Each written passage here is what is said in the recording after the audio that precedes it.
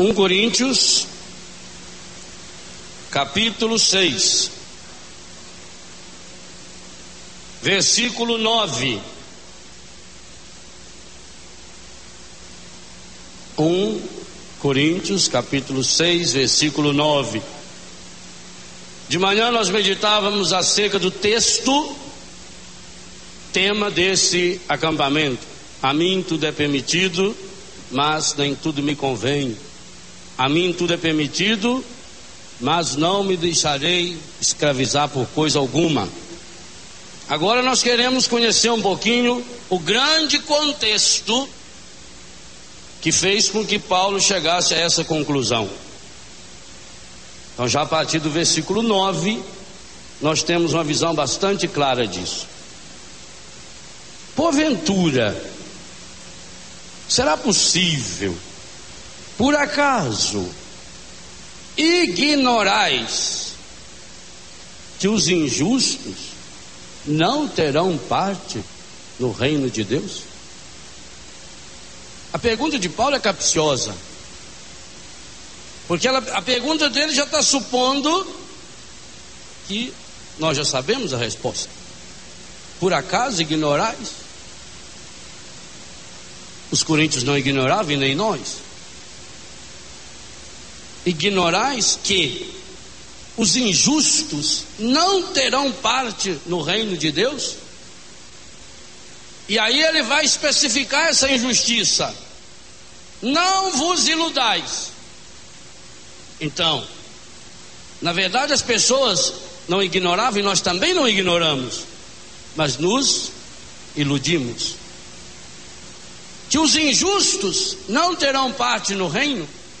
Se você voltar a sua Bíblia, a carta de Paulo aos Romanos, que é a carta que antecede Coríntios, no capítulo 1, quando ele vai mostrar a justificação pela fé, e que aqui no capítulo 6 de Coríntios ele vai retomar também, ele salienta para nós o que é essa injustiça, para a gente entender que esse termo injusto aqui é bastante amplo. Revela Deus para nós a sua ira contra toda impiedade e injustiça humana, daqueles que por sua injustiça reprimem a verdade. Ignorais que os injustos não entrarão no reino? A maior injustiça, e isso São Paulo já falou antes, e eles conheciam a carta aos Romanos, a maior injustiça que o mundo faz e que nós fazemos é reprimir a verdade de Deus. E se você continua lendo o capítulo 1 de Romanos, ele vai explicando como é que esse processo se dá. Pois o que de Deus se pode conhecer é manifesto para nós, já que Deus mesmo nos deu esse conhecimento. Nós vamos falar sobre isso na missa hoje. As perfeições invisíveis de Deus são claramente conhecidas através das suas obras. Portanto, não tem desculpa. Por isso a palavra ignorais. Apesar de conhecer a Deus, não glorificaram como Deus. Pelo contrário, perderam-se em seus pensamentos fúteis, e seu coração insensato se obscureceu. Alardearam sabedoria, tornaram-se tolos, trocaram a glória de Deus incorruptível por uma imagem corrompida. Padre Jonas comentava isso hoje de manhã. E por isso a gente acaba sendo dominado pelas paixões que vêm logo em seguida. A pior injustiça é quando o ser humano troca a verdade de Deus pela mentira, adorando e servindo a criatura ao invés do Criador.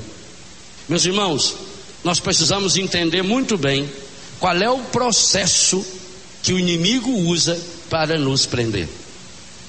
Quando nós determinamos isso, quando nós percebemos isso, quando nós descobrimos qual é o esquema que ele monta, então nós poderemos resistir a ele.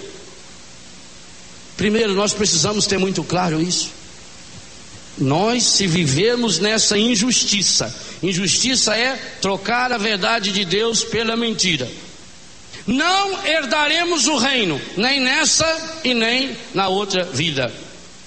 O pecado, ele troca a verdade, ele apresenta a verdade como se fosse uma mentira.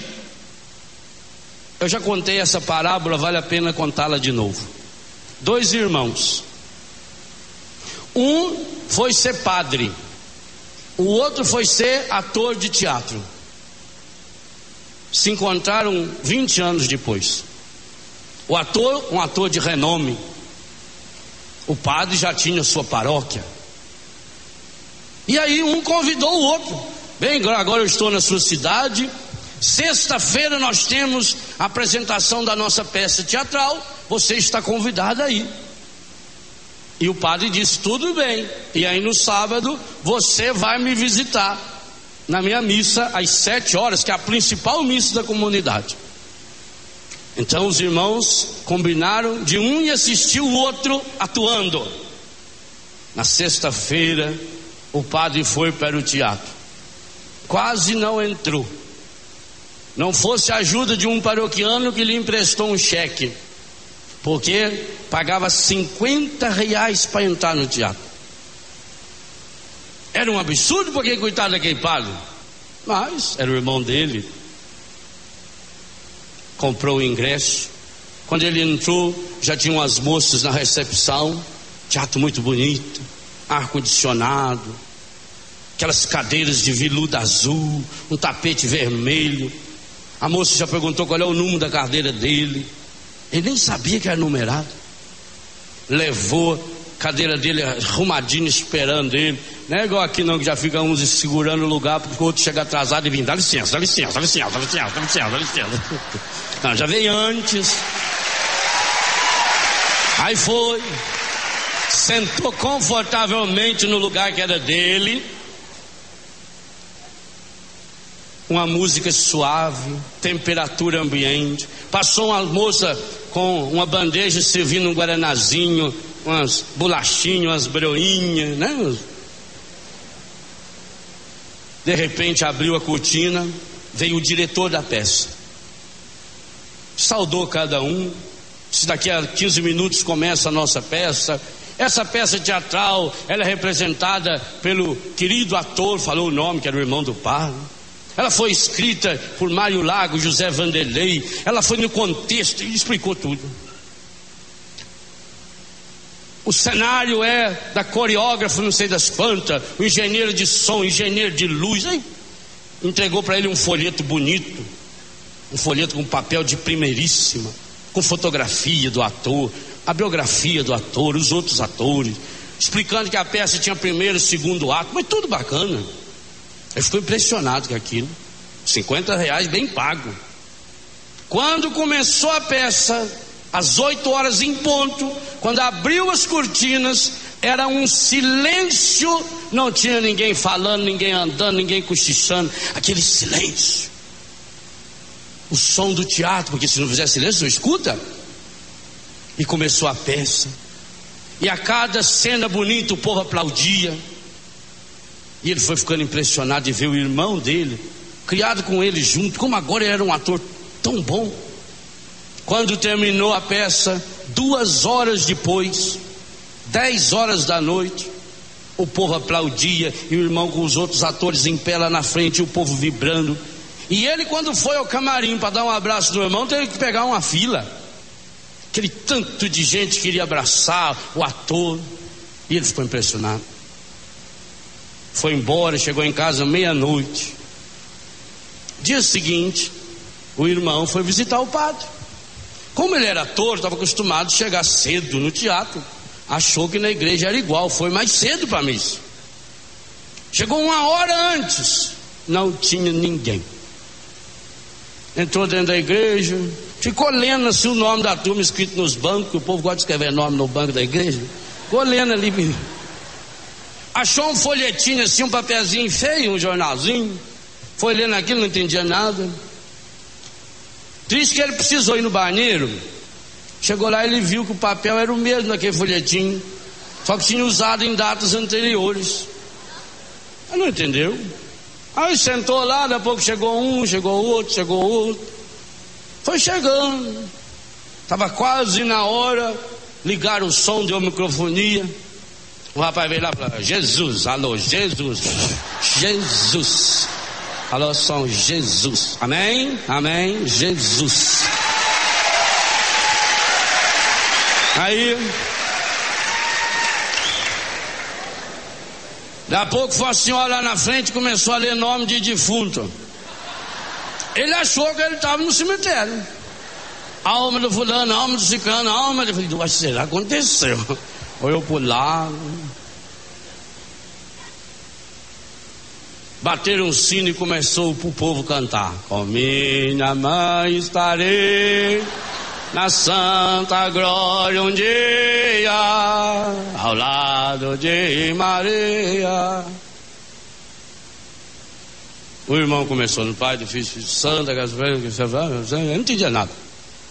Porque é engraçado que tem um, em todo lugar, não sei se vocês já repararam, tem um que sempre reza fora de hora.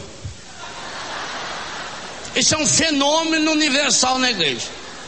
Em qualquer lugar do mundo que você vai, tem um que responde amém.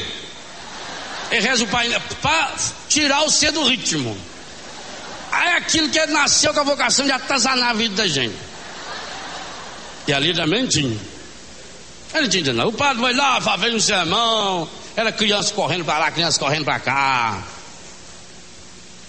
Tinha uma senhora do lado dele que levou um pacote de batata frita pro menininho dela comer. E o outro chorava e falava e mexia, a mãe não falava nada, mascando chiclete, tira o chiclete, pendurava assim no banco da igreja.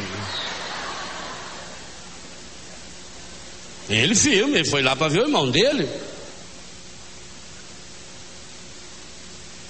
Quando terminou aquela missa, o padre disse: vamos em paz, que o Senhor vos alcance, porque tinha gente que estava longe já.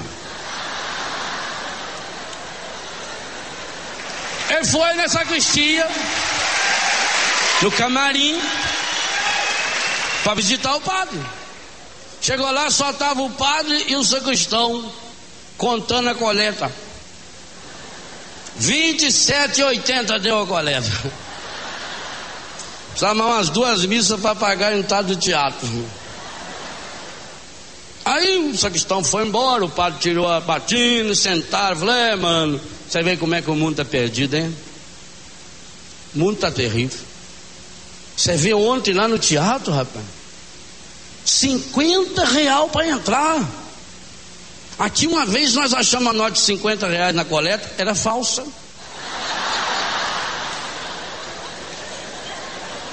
Você vê, a coleta deu 26 e pouquinho. Você vê que para um teatro, 2 horas de peça e o povo fica em silêncio e todo mundo chega na hora, ninguém chega atrasado. Como é que pode? Como é que houve essa inversão de valores? O mundo está perdido, as pessoas estão perdidas. Aí o ator falou: mano, eu acho que talvez o problema não esteja bem nas pessoas. Talvez o problema esteja em vocês, na equipe sua. Eu não sei bem quem é a sua equipe, em você e na sua turma. Porque olha, lá no teatro nós temos uma grande equipe que pensa tudo, que prepara. Tem o pessoal que monta cenário, tem o pessoal responsável pela luz, pelo som, pessoal responsável pela divulgação, responsável pela segurança. E a gente ensaia e ensaia muitas e muitas vezes. A gente passa a noite inteira ensaiando. Agora, pelo que eu vi aqui, vocês vão tudo na base do improviso. Leva de qualquer jeito. Lá no teatro, é verdade sim, nós temos uma mentira, que é o texto. Mas nós procuramos apresentar essa mentira como se ela fosse uma verdade. Agora você me desculpa, você é padre, mas me perdoa. Você diz que tem a verdade, mas você apresenta a verdade para as pessoas como se fosse uma mentira. Como é que você quer que as pessoas acreditem nisso? Como é que você quer que as pessoas acreditem que o Jesus Cristo, que você diz que tem palavras de vida eterna, não tem palavra nem para mudar a sua vida? E infelizmente, isso que São Paulo está escrevendo aos Coríntios serve para cada um de nós que nos dizemos cristãos. Como nós vivemos as verdades que nós dizemos que acreditamos? Trocamos a verdade de Deus pela mentira. Damos ouvidos à palavra do mundo, seguimos a última notícia, a última palavra, ficamos atentos para enxergar qual é a novidade do mundo, mas vamos deixando a mentira tomando conta na nossa vida. Nos acostumamos com a mentira, nos acomodamos na mentira, nos adaptamos à mentira e ainda queremos adaptar o evangelho para o nosso jeito de viver. E São Paulo está dizendo: não vão entrar no reino de Deus. A pior injustiça é trocar a verdade de Deus pela mentira. E por isso Jesus deixou muito claro no capítulo 8 de São João: conhecereis a verdade, e a verdade vos libertará. Nenhum de nós aqui vai conseguir viver verdadeiramente livre se não fizermos a experiência pessoal de Jesus Cristo em nossa vida, se não fizermos a experiência do seguimento de Jesus. Por isso São João diz 6 versículos adiante, capítulo 8, versículo 36, depois do 38, fecha: se o Filho vos libertar, sereis verdadeiramente livre. E como é que Jesus nos liberta? Na verdade. João 14,6: eu sou a verdade. E essa verdade de Jesus não é uma verdade doce. A palavra de Jesus não é uma palavra adocicada, não é uma palavra light, não é uma palavra suave. O jugo é suave para quem se põe. Nossa! Para quem se põe a caminho. É uma palavra dura, é uma palavra que nos convida ao despojamento, e é isso que o encardido não quer. Então qual é o processo que ele faz em nós? Ele leva-nos a viver na mentira, vai nos acostumando com a mentira e vai fazendo com que a gente acredite que a gente precisa da mentira. Pouco a pouco nós nos tornamos dependentes da mentira. Você já deve ter visto em circo ou na televisão mostrado como é fácil amarrar um elefante. Que coisa impressionante! Um bicho daquele tamanho. Você imagina a força que deve ter um elefante? É um bicho enorme. E eu não entendo como é que eles conseguem. O cara vai lá, pega uma cordinha, um barbante, amarra na tromba do elefante assim, ou na perna, amarra num pau de vassoura, um cabo de vassoura, joga no chão, e o elefante não sai dali. Mas como? Uma patada do elefante destruiu o circo inteiro? Como é que eles conseguem fazer isso? Pega o elefante quando é pequenininho, que o elefante quando é pequeno já é grande, mas ele é pequenininho ainda. Aí pega uma corda bem grandona, forte, e amarra o coitado dia e noite num pau enorme, com aquele nó que cada vez que ele faz força, aquilo aperta. Então eles amarram o bichinho lá, elefantinho. A mãe dele está lá solta, e ele vai querendo chegar perto da mãe, a corda vai indo. Chega uma hora, cada vez que ele fizer esforço, a corda aperta. E isso vai durante mais de um ano. Com 1 ano de idade, que o elefante ainda não é adulto, mas já é um bicho imenso, ele ainda está tentando soltar daquela corda. Mas ele está já há 1 ano repetindo um exercício, só pelo instinto. A corda me prende, e se eu fizer força, depois que ele treinou, o que ele gravou? Não sei se ele tem subconsciente ou na memória, deve ser grande, que o povo fala memória de elefante. Eu não sei se é o tamanho da memória ou o tamanho do elefante. Ele grava aquilo. Se eu fizer esforço, machuca. O medo da dor não é dor. O medo da dor faz com que a pessoa esteja presa. Olha, esse é o mecanismo para você se prender num vício. No meu livro Viver com HIV, eu procuro ensinar as pessoas como parar de fumar. E uma das coisas, e foi a experiência que eu fiz quando eu fumava também, que para a gente parar de fumar, a primeira coisa a fazer é tornar pública a sua decisão. Uma vez eu fui em Divinópolis, e pregando em Divinópolis, nós fizemos um momento de oração, de entrega, como aqui já fizemos tantas vezes, em que as pessoas jogavam maço de cigarro. Ah, mas para que falar isso no acampamento? Para que falar? Porque infelizmente tem. Primeiro, tem gente que se infiltra. Segundo, tem gente que o encardido vai perseguir até aqui. Hoje mesmo acharam um menino aí, aqui do acampamento, fumando um cigarrinho baseado atrás do ônibus. Então nós sabemos disso. Então nós fizemos aquele momento de oração, as pessoas jogaram fora. Teve uma mulher que escreveu no jornal lá, me mandaram depois, mas descendo a lenha, que isso é emocionalismo. Coitada, ela devia conhecer um pouquinho de psicologia então, já que ela quer falar de uma área que ela acha que conhece. Isso não tem nada de emocionalismo. Isso tem você tornar pública uma decisão. A primeira coisa a fazer para você vencer um vício, vencer um pecado, é tornar pública a sua decisão. Porque na hora que eu torno público, eu estou dando às pessoas o direito de cobrar de mim. Você fuma e não quer fumar mais. Muito bem, claro que vai ter que pedir ajuda da graça de Deus, mas tem que saber uma coisa, que a graça de Deus está sempre a seu favor, quando o assunto for libertar-se de um vício, sempre. Ah, se for a vontade de Deus, se Deus quiser eu vou parar de fumar. Ô meu irmão, fumar é pecado mortal. Deus quer que você pare de fumar, é o que Deus mais quer na vida, que você pare de fumar. Isso é um vício terrível.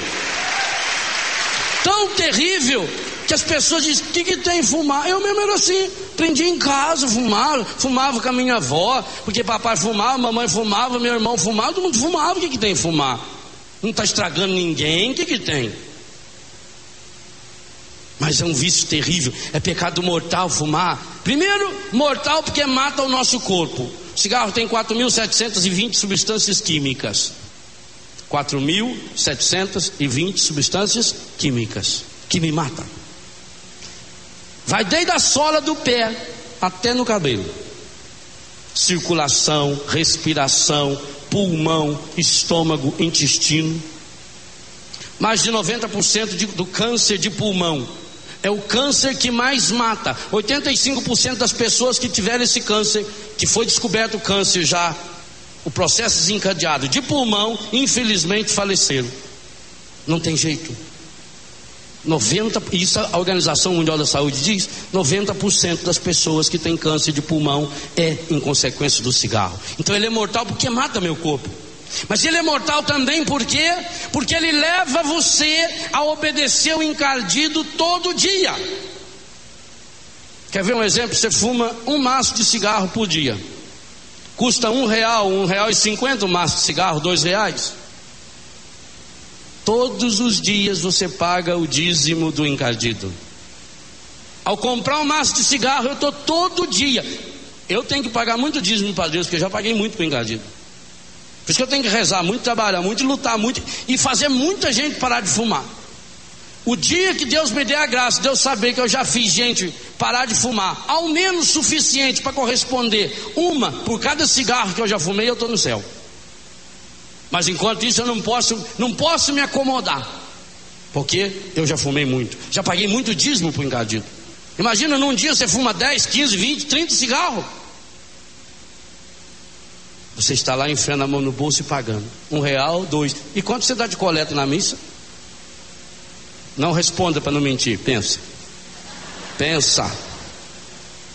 Você é fiel. O encardido joga para Deus, é isso. O encardido vive catando os guimbas de cigarro nosso para mostrar para Deus: aqui, pagou para mim. Você que fez. Ser humano é obra sua, mas me pertence. É seu, mas é meu.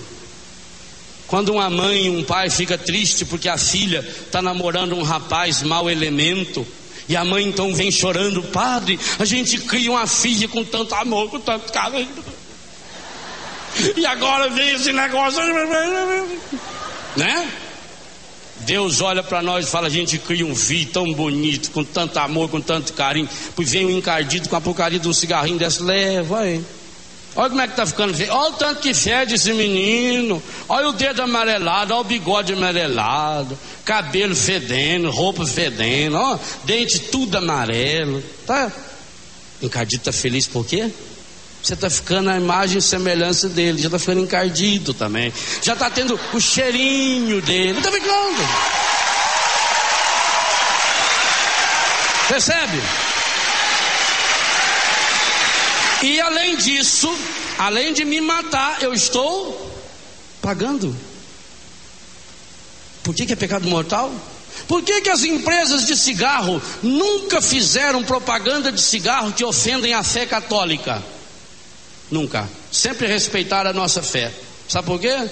Porque eles têm na mão qual é a pesquisa prontinha, qual é o perfil do fumante. E no Brasil, 99% dos fumantes que se declaram religiosos são, é a vergonha para nós, mas é verdade. Nós somos daquela turma que foi no teatro católico. Ah, eu não me incomodo, eu não vou ficar mexendo na vida do outro. Por que é preciso tornar público? Porque eu vou dar ao outro o direito de cobrar de mim. Imagine se um dia um de vocês me visse com um cigarro na mão. Já não pode ser, ué. Esse padre vive descendo a lenha no cigarro. Ao falar eu sou contra, ao dizer eu não fumo mais, em primeiro lugar, eu estou rompendo com o demônio. Ele vai ficar doido, mas estou rompendo com ele. E para que eu não recaia, eu torno essa decisão pública, porque aí as pessoas poderão cobrar de mim. O que as pessoas quando tentam parar de fumar faz é escondido. Compra lá um emplasto sabiá que tem agora, prega nas costas, pega na coluna, prega na perna, mas não conta para ninguém. Tem medo. Ah, mas e se eu falar que eu parei e depois eu recaí? Ou seja, nós estamos criando um medo do futuro. E é isso que um encardido faz. É a ideia do elefante. O elefante tem a lembrança de que quando ele tentava soltar-se daquele pedaço de pau, a corda prendia e machucava. A lembrança do que ele sofreu faz com que hoje ele continue amarrado. Ele está condicionado. E o demônio faz isso conosco com um cigarro, com qualquer outro pecado, qualquer outro vício, interior ou exterior. Então primeiro eu preciso tomar consciência. A verdade liberta. Qual a verdade? A verdade científica. Hoje, graças a Deus, eu li há poucos dias nos jornais que os maços de cigarros terão que vir agora com fotografias. Um lado pelo menos vai ter que ter uma fotografia. São 9 fotografias, aonde mostra uma pessoa com câncer, onde mostra uma criança tudo cheio de tubo, fruto de uma mãe que fumava. E está dando a maior polêmica. E eu lia nas revistas semana passada qual é o grande argumento que estão fazendo contra essa campanha, porque isso está ferindo a liberdade da pessoa. Que liberdade? Quem é que tem liberdade para acender um cigarro aqui e matar alguém ali? Ah, mas o corpo é meu, o que eu faço com ele o que eu bem entendo. O seu corpo é seu? Quem deu código no seu coração? Quem que pôs sua unha para crescer hoje? Você? Você passou algum líquido nela? Unha, você cresce só para frente, tá? Quem fez sua unha crescer? Seu cabelo crescer? Quem deu corda no seu coração? Você? O corpo é seu? A sua pele? Você já percebeu? Você está jantando ou vai correr, bate a boca e dá uma dentada no beiço. Nunca você mordeu o beiço? Primeira vez que eu fui no dentista, eu tinha uns 12, 13 anos. Aí deu anestesia para arrancar, né? Porque a gente ia no dentista para arrancar dente. Tinha dinheiro para triturar. Hoje parei para tudo, né? Vai arrancar. Foi no dentista, arrancou, de anestesia já era uma panelona aquilo. Que a gente guardava 4, 5 sementes de goiaba ali dentro, né? Era um panelão mesmo. Aí fui lá, muito custo, arranquei, consegui. Arrancou, né? e deu anestesia. E fiquei com o beijo, fico assim, né? Aí, rapaz, quando eu estava indo embora, eu dei uma mordidinha no beiço e eu notei que não doía. Aí fiquei mordendo. Era gostoso morder o beiço, porque a gente estava mordendo o beiço da gente, nós estava parecendo que estava mordendo outra pessoa o beiço. Porque como é que pode a gente mesmo morder a gente não sentir dor? Isso é um fenômeno. Aí eu estava mordendo. Gente, foi passando 1h30, 2. A anestesia foi escapando o efeito. E aquele negócio inchado por dentro. Aquele buraco, porque isso não dá nem ponto antigamente, né? Para ficar mais barato. E aqui por fora foi inchando aqui assim. Eu fui passando nata de leite. Tinha uma pomada roxa. Fui na o tanto que eu sofri, Deus o livre, guarda. A gente é muito bobo, nossa mãe, né? Você já com certeza já mordeu os seus beijos uma vez, não mordeu? E quem operou? Quem deu ponto nele? Alguém aí operou? Você morde hoje, faz uma ferida aqui, amanhã vai olhar, não tem cicatriz. Aonde Deus põe a mão é uma beleza, né? Ele conserta o seu olho. Nossa, o beijo ficou novinho. Estava desbeiçado ontem. De um dia para o outro, como é que pode? Não fica cicatriz, não fica nada. Quem fez? O corpo é meu? O corpo é seu? Não. Essa é a primeira mentira. O meu corpo não me pertence. O meu corpo é obra-prima das mãos de Deus. Segunda grande mentira: eu não sou responsável, porque Deus é bom. Imagina, vocês acham que Deus é ruim? Você acha que Deus vai dar só uma chance para a pessoa? Só uma vida? Não, imagina, Deus seria injusto. Então, e a pessoa que morre no pecado? Não, tem que ter outra vida, tem que ter reencarnação. Trocar a verdade de Deus pela mentira. Quanta gente hoje acreditando na reencarnação? Não, porque a pessoa tem que se esforçar, então ela vai ter outra vida, ela vai ter oportunidade de voltar. Deus não trabalha com aquela sucata que o padre falou. Quem trabalha com lixo reciclado foi os alemães que inventaram essa história. Deus não trabalha com lixo reciclado. Ele não vai aproveitar espírito velho em corpo novo. Nosso Deus é o Criador eterno, o tempo todo está nos criando. Agora, será possível que Ele vai nos criar? Pega o que o Padre Jonas falou hoje de manhã. Ele vai nos criar para presentear Jesus com sucata? Vai aproveitar lixo reciclado? Não, meu irmão, a vida é uma só.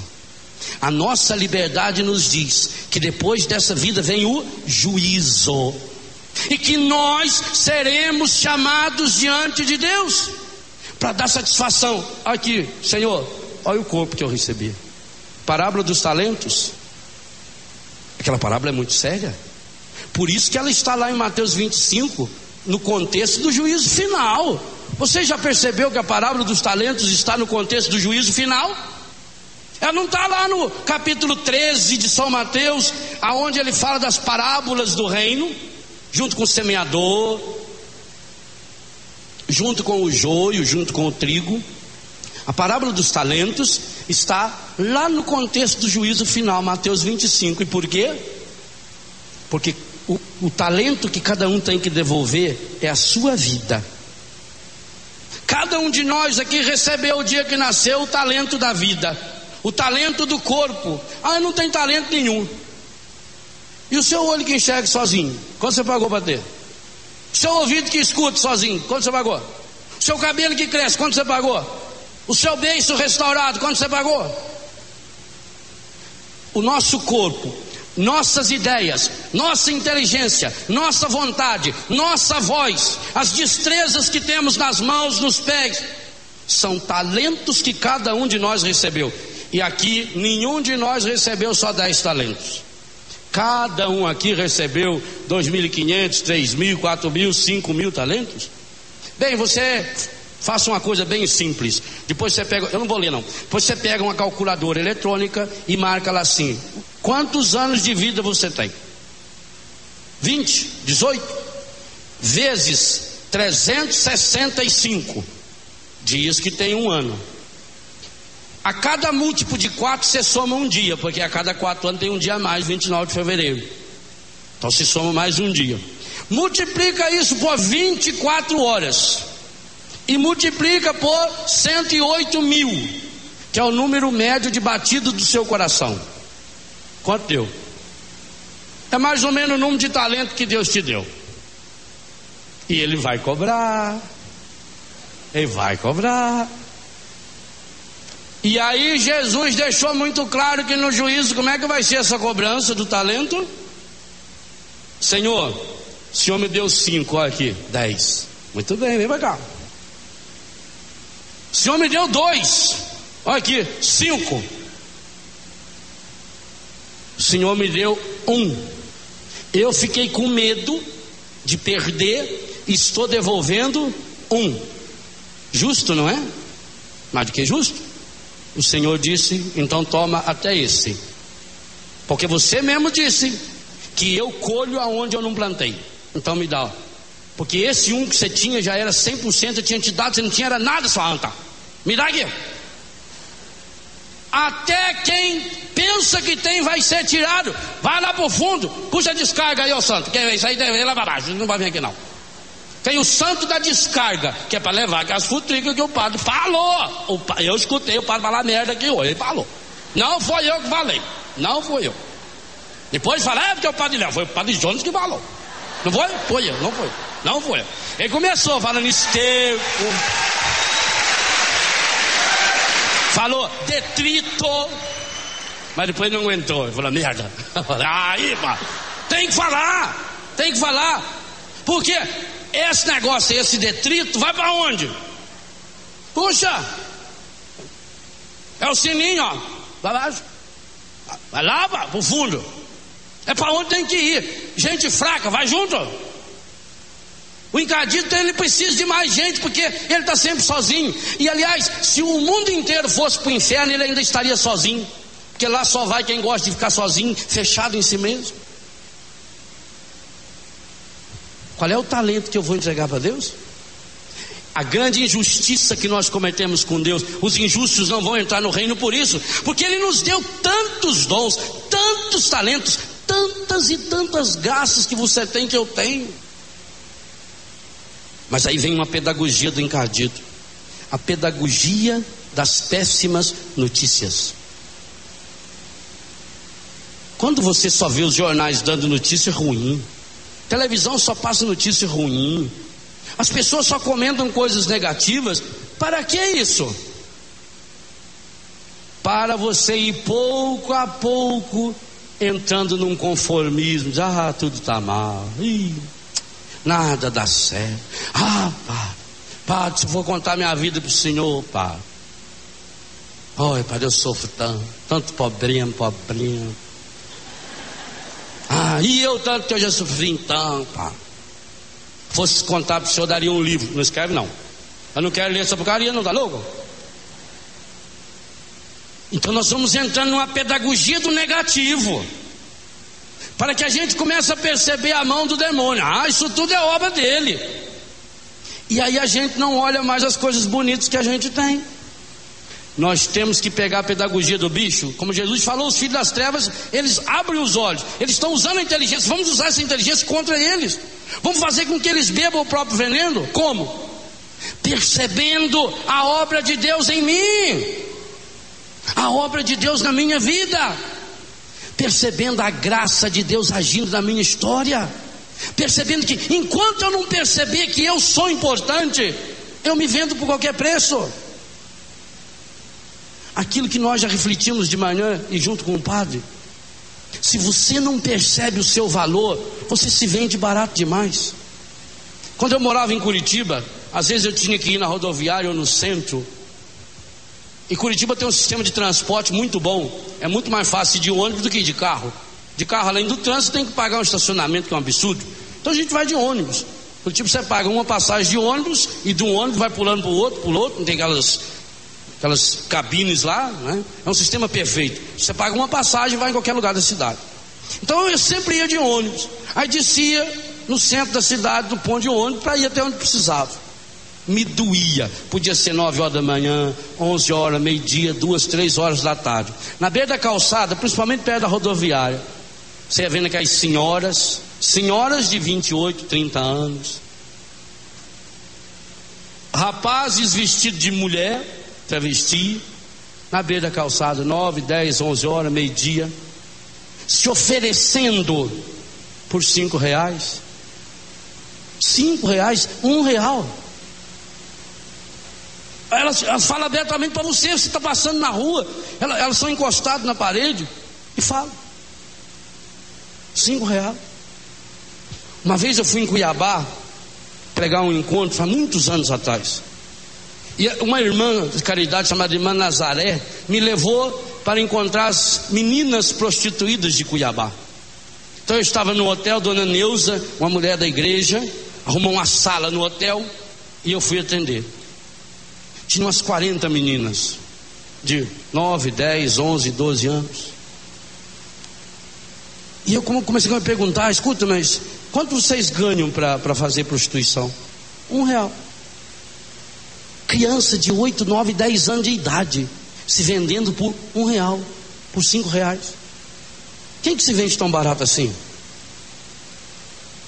Nós sabemos que o barato é porque não presta. Se alguém chega e oferece para você, olha, eu estou com essa calça jeans aqui da marca tal, muito boa, está custando R$2. Você olha e diz, R$2 para uma calça? Ou ela é falsa, ou ela é roubada. Mas, entende? Ou ela é falsa, ou é... Por que o demônio nos vende barato? Porque ele nos falsifica e depois nos rouba. Nós pertencemos ao Senhor, nós temos dono, você tem dono, eu tenho dono, nós somos do Senhor. São Paulo vai dizer muito claro aos romanos e para nós, morto ou vivo, nós pertencemos ao Senhor, nós temos dono. O meu corpo não me pertence. É injustiça eu falar que é meu aquilo que é de Deus, é injustiça eu roubar. Logo em seguida vai dizer que quem não entra no céu também é ladrão. Esse ladrão, não é aquele ladrão igual Dimas era, não. Ele foi preso com Jesus, estava lá amarrado na cruz com Jesus, e ele falou para Jesus, Senhor, lembra-te de mim quando estiver no seu reino. Jesus disse o que para ele? Hoje estarás comigo no meu reino. E por que aí diz que os ladrões não vão entrar no reino? Não é só aquele tipo de ladrão, é ladrão que, o pior ladrão que tem é quem rouba de Deus. Uma vez lá em Brusque, os ladrões entraram na igreja matriz, rebentaram a janela, abriram o sacrário, tiraram as hóstias, jogaram no chão, jogaram um pouco de hóstia na rua e levaram as âmbulas, porque achavam que aquilo era de ouro. Meu Deus, aquilo deu uma repercussão, porque roubaram coisas sagradas. O arcebispo mandou uma ordem no mesmo dia, dizendo que nós tínhamos que celebrar a missa e convocar o povo para fazer um ato de desagravo, porque Deus foi ofendido. Realmente foi. Não pode dar as coisas santas, as pérolas, aos porcos e aos cães. Mas meu Deus do céu, nós fazemos esse pecado pior ainda. Nós nos pegamos de Deus. Eu sou de Deus e não pertenço a mim. Você não pode me ter, você não pode ter a minha pessoa, porque ela não pertence a você nem para mim. Se você me tiver, você está roubando de Deus, não é de mim. E eu não posso ter você porque você pertence a Deus. Eu não posso ter você, que é uma mulher casada, porque você pertence a Deus. Não é que você pertence ao seu marido só, não. Em primeiro lugar, você pertence a Deus. Você não pode se prostituir porque você não se pertence. Prostituição não é só sair na rua cobrando 5, 10, 15, 200, 500 reais, não. Prostituição é quando eu dou a alguém, e esse é o pior roubo, aquilo que não me pertence, e eu não me pertenço. Você não se pertence. Nós roubamos Deus. Nós pegamos essa caixa de talento que está aqui. A ciência, com toda a evolução que já chegou, fica embasbacada diante do ser humano. Quantos mistérios a ciência não conseguiu e não conseguirá nunca explicar? Quantos? Nunca. Coisas simples, por exemplo, como nascer cabelo num careca. Por que não consegue? Pode fazer um implante que fica um espetáculo. Aquilo você olha, parece uma cerca de arame bem pertinho assim. Faz nascer. Por que não consegue? Porque a ciência não consegue criar uma unha que colocada na pessoa cresce. Por que a ciência não consegue pegar um grão de feijão que jogado na terra nasce? Coisas tão simples. Por que a ciência não consegue? E não consegue. Eles podem criar aviões fabulosos, computadores, mas aqui não pode. Por quê? Porque na ponta da minha unha tem uma assinatura: pertence a Deus. Na minha pele tem uma assinatura: pertence a Deus. No meu cabelo tem uma assinatura: pertence a Deus. No meu corpo inteiro tem uma assinatura: você é obra de Deus, você é propriedade exclusiva de Deus. Do mesmo jeito que você olha os carros da Canção Nova, tem um carimbo da Canção Nova. Ontem, por exemplo, tinha um ônibus que estava vindo na Dutra e viu com certeza Canção Nova, olhou lá e tal. Viu, olhou e viu o padre lá dentro, porque tinha uma marca. Ah, é da Canção Nova. As pessoas hoje olham para essa cruzinha e falam: ah, é de Betânia? Ah, é da congregação do Sagrado Coração de Jesus. Tem uma marca. E o que as pessoas estão percebendo quando olham para você? Para o seu sorriso. O que o demônio quer? Quer que você menina, que você menino, que você jovem, que você, ao sorrir para as pessoas, que você reflita a marca dele.